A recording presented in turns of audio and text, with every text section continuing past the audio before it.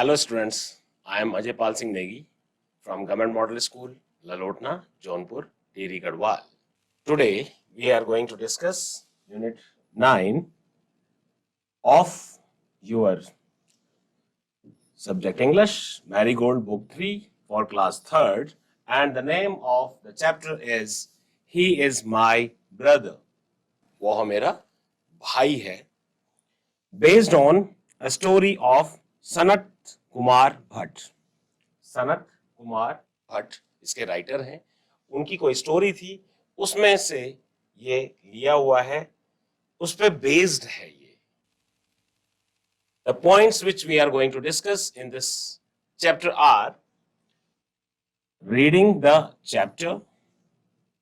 एक एक शब्द हम पढ़ेंगे, उसका प्रोनाउंसिएशन आप समझने की कोशिश करेंगे, and then it will be followed by the explanation. तो एक्सप्लेन करते हुए चलेंगे. Difficult words with their meanings. जहां कहीं भी कोई डिफिकल्ट शब्द होगा उसको क्लियर करते हुए चलेंगे, और साथ ही the verbs used in the chapter. Chapter में जो भी वर्ब्स यूज हैं, क्योंकि वर्ब्स बहुत कंफ्यूज करती हैं, जो क्रिया हैं, जो एक्शन वर्ड्स हैं जिनको हम बोलते हैं, तो उसको भी हम, उसकी जो फॉर्म्स हैं, 3 forms, present, past and past participle, साथ में आईएनजी फॉर्म जिसको हम बोलते हैं प्रेजेंट पार्टिसिपल, उनको हम क्लियर करते हुए चलेंगे. सो जैसा कि आप बुक में देखेंगे that there is a girl and having a boy at her back. तो ये लड़की है, ये कौन है, ये जो बच्चा इसने अपनी पीठ पे रखा हुआ है, ये कौन है. और आप इसमें और चीजें देख पा रहे होंगे कि एक पहाड़ी सी नजर आ रही है. Once upon a time there was a small hill. A path went up the hill. It went through thick and lovely woods of pine and fir trees. People often walked on it to a holy place. एक बार की बात है. Once upon a time there was a small hill. हिल थी, हिल यानी पहाड़ी, और वो कैसी थी? छोटी सी पहाड़ी थी. स्मॉल, छोटी पहाड़ी थी. अ पाथ का मतलब होता है रास्ता. वेंट अप द हिल, रास्ता जा रहा था हिल की तरफ में, यानी कि लोग चलते रहते होंगे, तो लोगों के चलते रहने से क्या होता है, रास्ते बन जाते हैं. हमारा उत्तराखंड ज्यादातर पहाड़ी क्षेत्र है. आप लोगों ने देखा होगा पहाड़ों में जहां से जानवर और इंसान अक्सर चलते रहते हैं, वहां पर एक रास्ता सा बन जाता है, तो पता चलता है कि ये रास्ता कहीं जाता होगा, चाहे वो हिल के टॉप पे जा रहा हो, या नीचे नदी की तरफ में जा रहा हो, या किसी दूसरे गांव की तरफ में जा रहा हो. तो इसी तरीके से एक पाथ, जो रास्ता था, वो दिख रहा था. वेंट अप द हिल, वो हिल की तरफ में जा रहा था. तो यहाँ पे वेंट आया है. वेंट जो है, जो फॉर्म है वो है गो की सेकंड फॉर्म है. गो, वेंट, गॉन होता है. वेंट यहाँ इसकी जो है सेकंड फॉर्म है, जिसको हम पास्ट फॉर्म बोलेंगे. तो गो का मतलब जाना होता है, वेंट का मतलब जाता था. अप द हिल, जो हिल की तरफ में जा रहा था. It went through thick and lovely woods.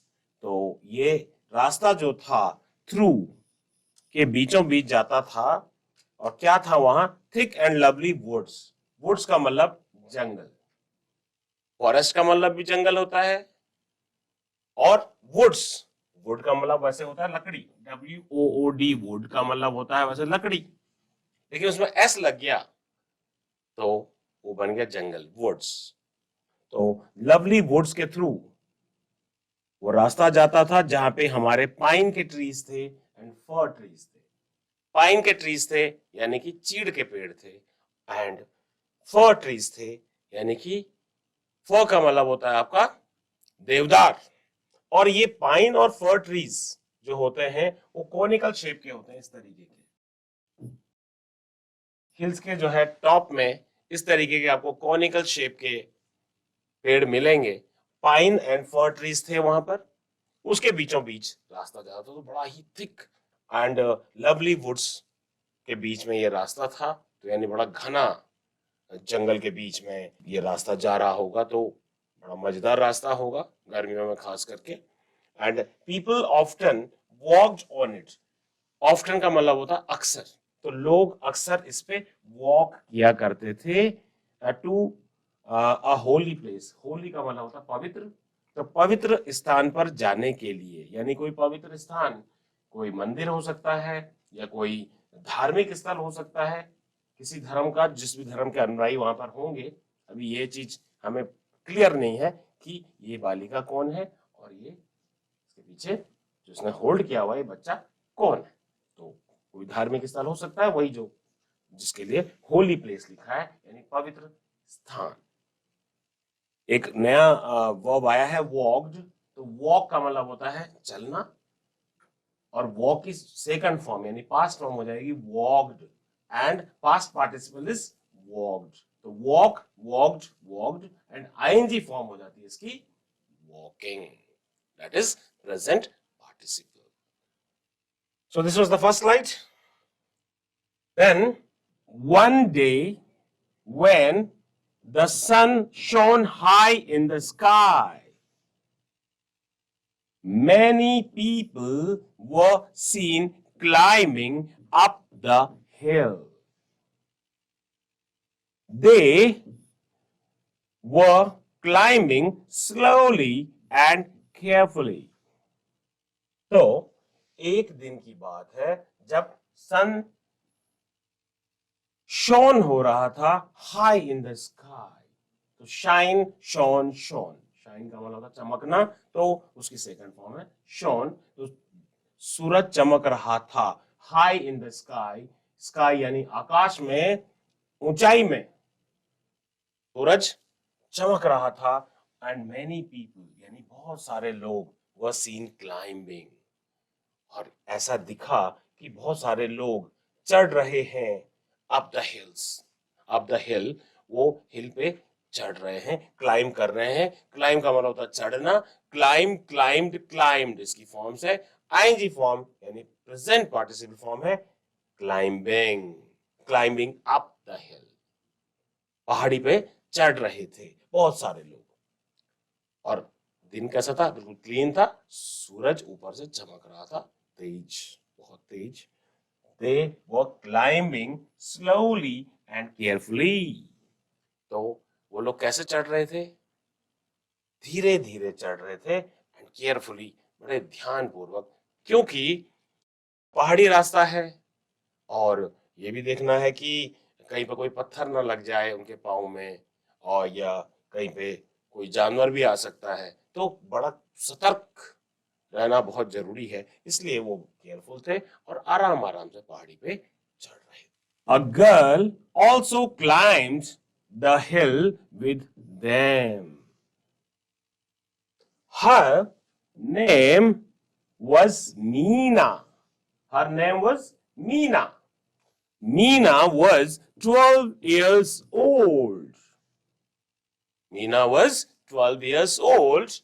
She carried a small boy on her back. तो क्या हुआ कि उनके साथ जो लोग चढ़ रहे थे, वो उनके साथ साथ एक लड़की, एक बालिका भी जा रही थी।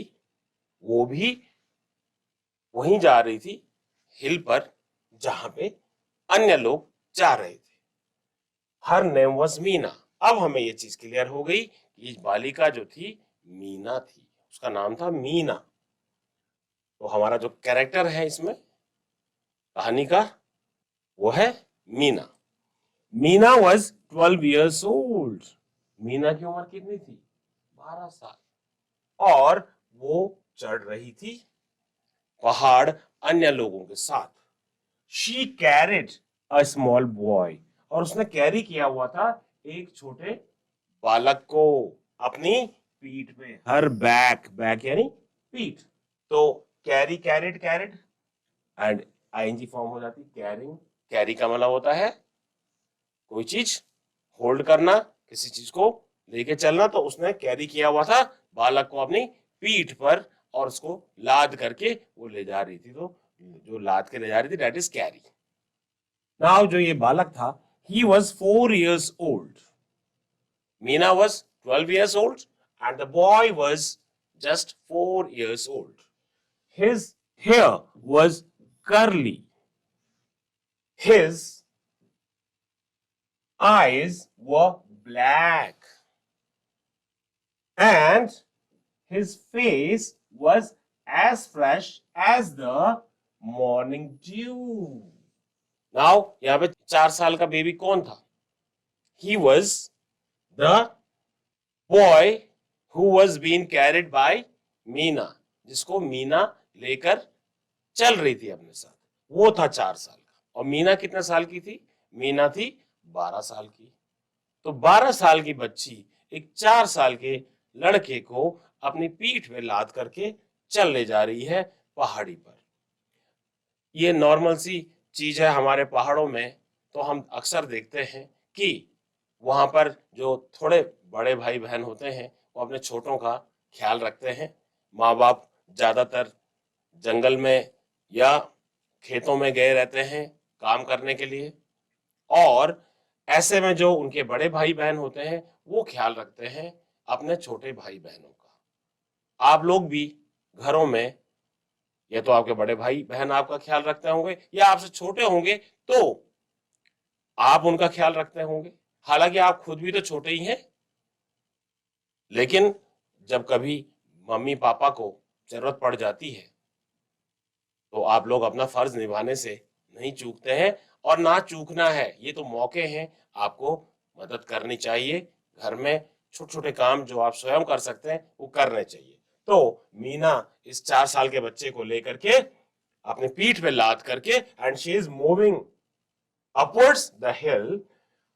और ये जो बच्चा है, जो ये 4 साल का जो बालक है, उसके जो बाल हैं, हेयर, हेयर यानी बाल, वो कैसे?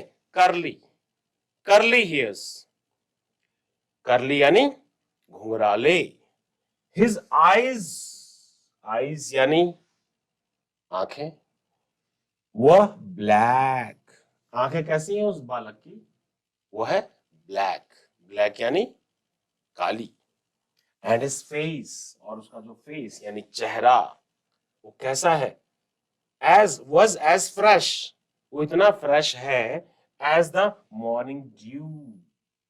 मॉर्निंग ड्यू, ड्यू का मतलब होता है ओस, बहुत ही फ्रेश और प्योर वाटर होता है। तो उस बच्चे का जो चेहरा था that was fresh as morning dew, ओस की तरह साफ सुथरा चमकीला उसका चेहरा था उस बालक का, जो कि 4 साल का था और जिसको मीना अपने पीठ पर लेकर चल रही थी। As the sunshine danced through the trees, Meena climbed the hill slowly. Meena climbed the hill slowly and steadily. Meena was happy. Meena was happy. The boy was also happy. अब क्या हो रहा है? जैसे कि sunshine dance through the trees, यानी कि ऐसा लग रहा है कि जो सूरज की जो रोशनी है वो डांस कर रही है पेड़ों से, क्योंकि जब वो रास्ते में चल रहे हैं तो कहीं पर उनको रोशनी नजर आ रही है और कहीं पर रोशनी नहीं नजर आ रही है ग्राउंड पे, क्योंकि ऊपर पत्ते घने होने की वजह से रोशनी नीचे नहीं पहुंच पा रही है और कहीं कहीं पर रोशनी पहुंच पा रही है। कहीं पर सूरज नजर आ रहा है, कहीं पर सूरज नजर नहीं आ रहा है, घने पेड़ हैं। तो ऐसा लग रहा है आंखों के सामने जैसे कि कोई डांस चल रहा है, जो सूरज की किरणें हैं वो नाच रही है थ्रू द ट्रीज, पेड़ों से। Meena climbed the hill slowly and steadily. तो मीना धीरे धीरे स्लोली एंड स्टडीली, बिना रुके हुए चले जा रही है और चढ़े जा रही है पहाड़ी पर। मीना वॉज हैप्पी, मीना कैसी थी? हैप्पी थी, मीना बहुत खुश थी। और साथ में the boy was also happy, और जो बालक था वो भी बहुत खुश था। इसमें जो वर्ब्स यूज हुई हैं स्लाइड में, that is one is dance. Dance का मतलब होता है नाचना, डांस, इसकी जो है first form dance, danced, DANCED, danced जो यहाँ पे यूज है, this is second form. And third form भी डांस है, DANCED, danced, dance, danced, danced. तो वो की present form dance, past form danced and past participle is danced. और इसमें ING लग जाएगा, यानी फोर्थ फॉर्म जो होगी that is present participle, that will be dancing. तो ING लग के डांसिंग बन जाता है। तो यहाँ पे सेकंड फॉर्म यूज हुई है, क्योंकि सारी कहानी हमारी किसमें चल रही है? पास्ट में चल रही है। इसलिए ज्यादातर जो भी वर्ब्स हैं वो आपकी जो एक्शन वर्ड्स हैं वो क्या है? वर्ब्स को एक्शन वर्ड बोलते हैं, और वो है हमारे पास्ट में। A man in the group looked at Meena. A man in the group looked at Meena. He felt sorry for her. He asked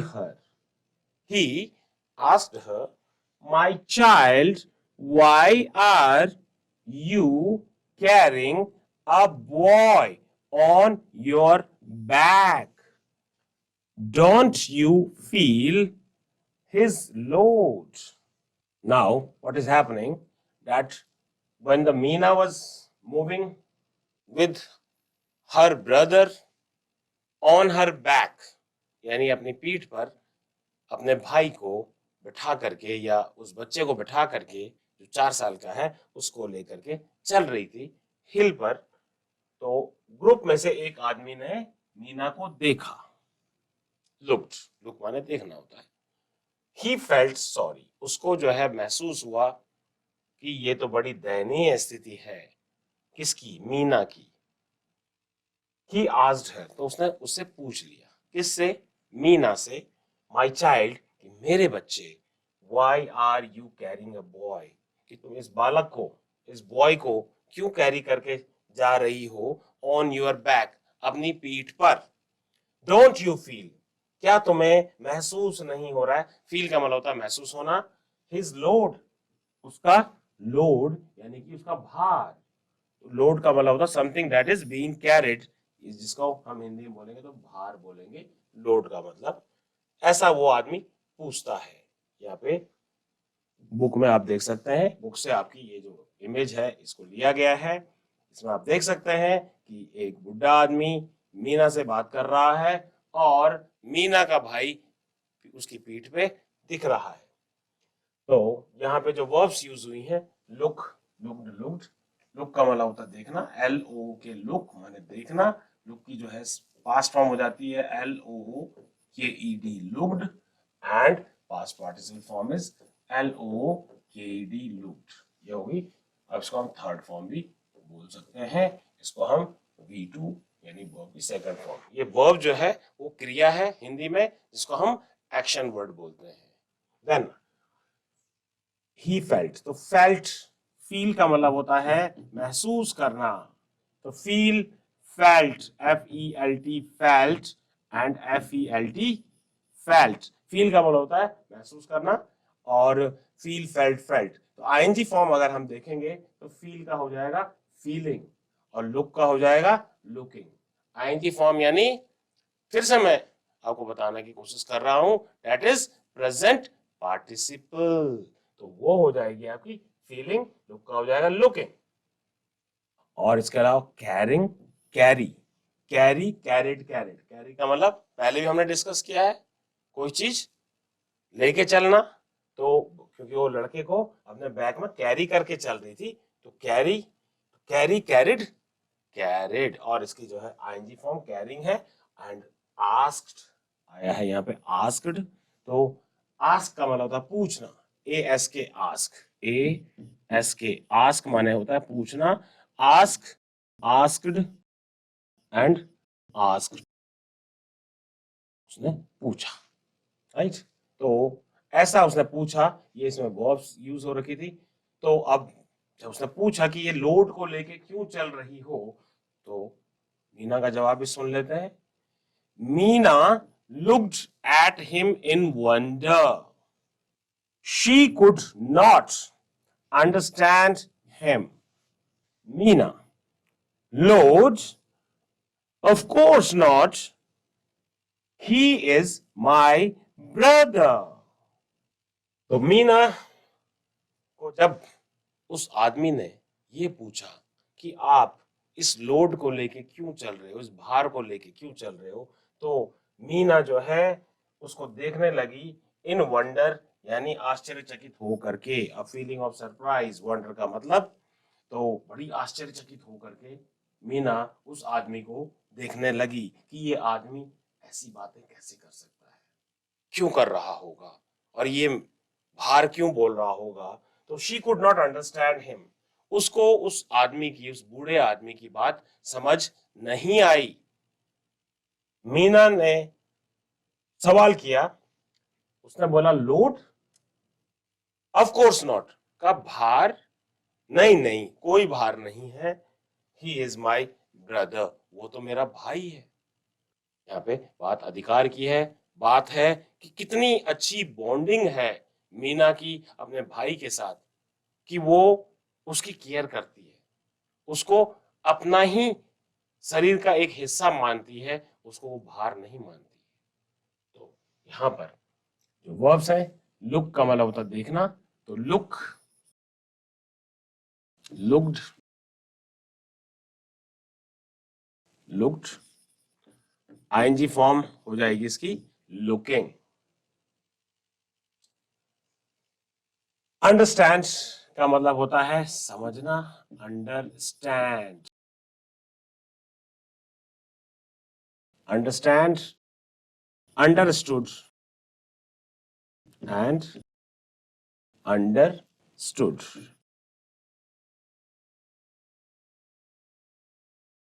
understand, understood, understood. Understand वाला समझना, और इसकी इंग फॉर्म हो जाएगी understanding. Okay, so these were the verbs which are used. यहाँ पे एक could भी यूज हो रखा है, तो कुछ ऐसी वर्ब्स है हमारे पास, जैसे कैन है, कैन की जो है पास्ट फॉर्म हो जाती है कुड, मे की माइट हो जाती है, विल की वुड हो जाती है। तो आप जो है इस तरीके से, और एक शल है, शल का शुड हो जाता है। ये आपको पता होना चाहिए कि इनकी पास्ट फॉर्म क्या है। हालांकि बहुत सारी एक्सरसाइजेस में भी दे के रखी हुई है, लेकिन आपकी अंडरस्टैंडिंग बेटर करने के लिए यहाँ पे कुड, कैन का मतलब होता है सकना, तो उसकी पास्ट फॉर्म, क्योंकि वो पास्ट का है, तो सकने की जो बात आएगी वो पास्ट में कुड में आएगी, इसलिए यहाँ पे कुड का इस्तेमाल हुआ है।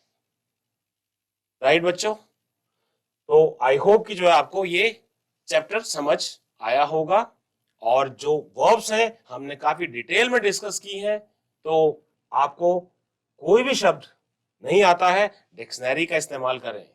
Dictionary is very important to understand, to develop the understanding, right.